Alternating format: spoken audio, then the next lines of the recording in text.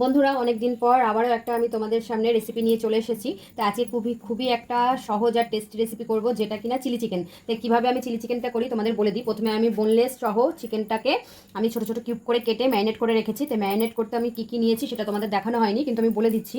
এর মধ্যে আদা, রসুন আর কাঁচা লঙ্কা পেস্ট আছে, গোলমরিচ গুঁড়ো, কাশ্মীরি লঙ্কার গুঁড়ো, একটু tomato sauce, vinegar, soya sauce আর লবণ দিয়ে আমি একটু মিক্স করে এটাকে আধ ঘন্টা মতন রেখে দিয়েছিলাম। এবার আমি এর মধ্যে পরের যে উপকরণগুলো নেব সেগুলো আমি দেখিয়ে দিচ্ছি। প্রথমে নিচ্ছি আমি এখানে 2 চামচ মতন ময়দা। প্রথমে 2 চামচ ময়দা নিয়ে নিলাম। তারপরে নেব আমি 2 চামচ মতন কর্নফ্লোর, আর নেব আমি একটা ডিম। এখানে তোমরা চাইলে ডিম নাও দিতে পারো, কিন্তু আমি আজকে দিচ্ছি। ডিমটা আমি একটাই দেব। আর কিছুটা সাদা তেল দিয়ে আমি এটাকে মাখিয়ে পকোড়াটা ভেজে নেব।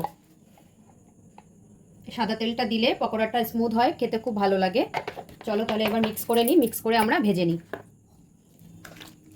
তোমরাও হাত দিয়ে মাখবে। হাত দিয়ে যে কোনো ব্যাটার বা যে কোনো কিছু মাখলে কিন্তু সেই জিনিসটা ভালো করে মেশে আর খেতেও খুব স্বাদ লাগে। তো তোমাদের আমার চিলি চিকেনের রেসিপিটা কেমন লাগলো অবশ্যই কমেন্ট করে জানাবে। আমি আস্তে আস্তে তোমাদের ধাপে ধাপে সব দেখিয়ে দিচ্ছি। বন্ধুরা, আমার এখানে ম্যারিনেট করা হয়ে গেছে। এবার আমি পকোড়াগুলোকে ভেজে নেব। হয়ে গেছে, এবার আমি একটা একটা করে পকোড়াগুলো ভেজে নেব। প্রথমে আমি অল্প অল্প করেই দেবো, বেশি দেবো না, কেন একটার গায়ে আর একটা যাতে না লাগে। আমি একটু সাইজটা বড় রেখেছি, তোমরা চাইলে ছোট করে নিতে পারো। পকোড়াটা ভাজা হয়ে গেছে, দেখো এর থেকে বেশি ভাজবো না। এটাই অনেকটা লাল করে ভেজে নিয়েছি, এটাতেই হবে। প্রথমে আমি হচ্ছে কি এরকমভাবেই সব পকোড়াগুলোকে ভেজে নেব। এগুলো ভাজা হয়ে গেছে।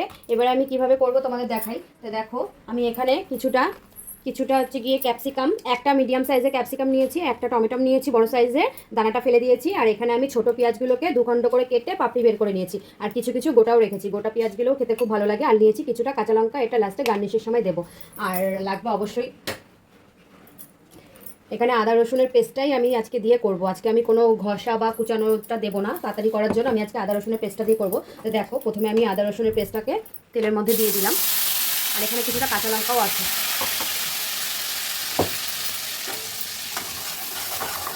বন্ধুরা, আদা রসুনটা এখানে কিছুটা ভাজা হয়ে গেছে, বেশি ভাজতে হবে না। এখানে আমি পরিমাণ মতন কাশ্মীরি লঙ্কার গুঁড়ো দেবো, শুধু কালারের জন্য।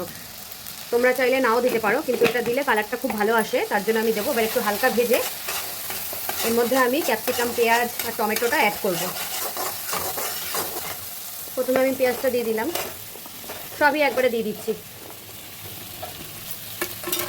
ভালো করে একটু মিশিয়ে নেব। এখানে কিছুটা নুন দিয়ে দিলাম, অল্প দিলাম, যেহেতু সস পড়বে, সসের মধ্যে নুন থাকে। আর দেবো আমি একটু ভিনিগার। ভিনিগারটা দিলে পেঁয়াজটা বেশি ভাজা হবে না, আর হচ্ছে কি একটু কাঁচা কাঁচা থাকবে, দেখতেও এটা ভালো লাগবে। ভিনিগারটা দিলে ভালো লাগে খেতে। বন্ধুরা, এখানে আমি কিছুটা গোলমরিচের গুঁড়ো দেবো, অল্প দেবো, যেহেতু আমার মেয়ে খাবে। তোমরা একটু ঝালটা বেশি করে দেবে, তাহলে ভালো লাগবে খেতে। আমার মেয়ের জন্য একটু কম করেই ঝাল দিচ্ছি। এবার আমি এর মধ্যে কিছুটা সয়া সস দিয়ে দেবো। এখন তোমরা তোমাদের পরিমাণ মতন দিও, আমি 1 চামচ মতন দিলাম। ভালো করে মিক্স করে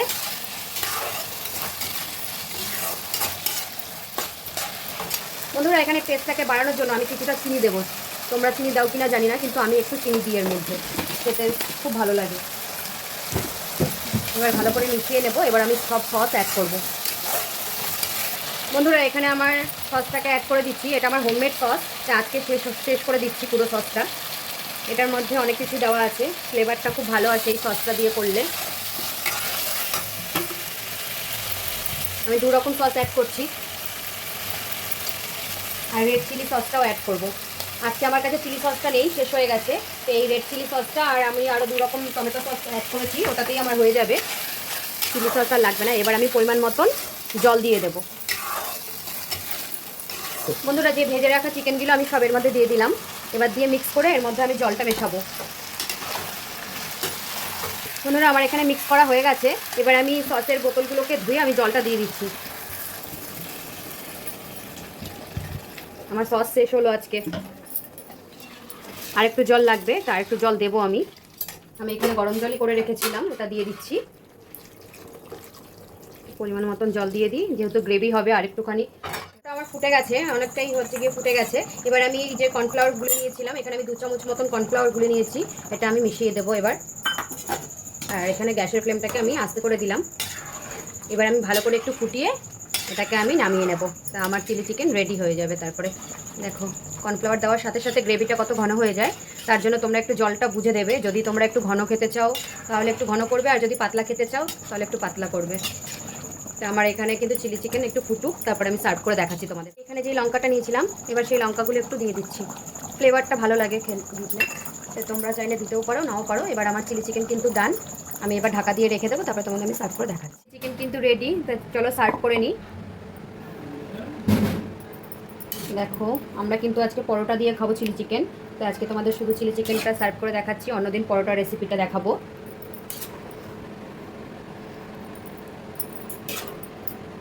যেহেতু পরোটা দিয়ে খাবো সেহেতু হচ্ছে কি আমরা একটু ঝোল রেখেছি।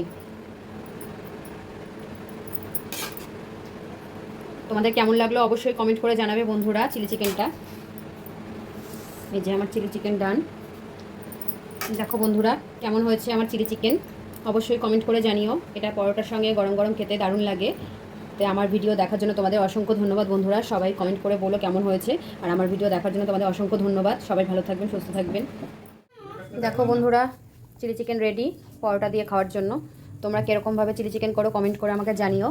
আমি আজকে খুবই সিম্পলভাবে চিলি চিকেনটা করেছি। তোমাদের যদি ভালো লাগে অবশ্যই পাশে থেকো, লাইক কমেন্ট করো, শেয়ার করো বন্ধুরা। সবাই ভালো থাকবেন, ধন্যবাদ বন্ধুরা। দেখো আজকে চলে এসেছি আমার রাতের ডিনার নিয়ে। তো আজকে ডিনারে আছে চিলি চিকেন আর এখানে আছে পরোটা। তো দেখো কেমন হয়েছে আজকের রাতের ডিনারটা, তোমরা কমেন্ট করে জানিও। চিলি চিকেনটা কেমন হয়েছে কমেন্ট করে বলো বন্ধুরা। আর এখানে আমি পরোটা করেছি, নরম পরোটা। এটা কিন্তু ভেতরে খুব সফট, আর দেখো পাউরুটির মতন এটা ভেতরটা। তো চলো আজকে রাত্রে ডিনারটা কমপ্লিট করে ফেলি। তোমাদের কেমন লাগলো অবশ্যই কমেন্ট করে জানিও বন্ধুরা। শুভরাত্রি, সবাই ভালো থাকবেন, সুস্থ থাকবেন।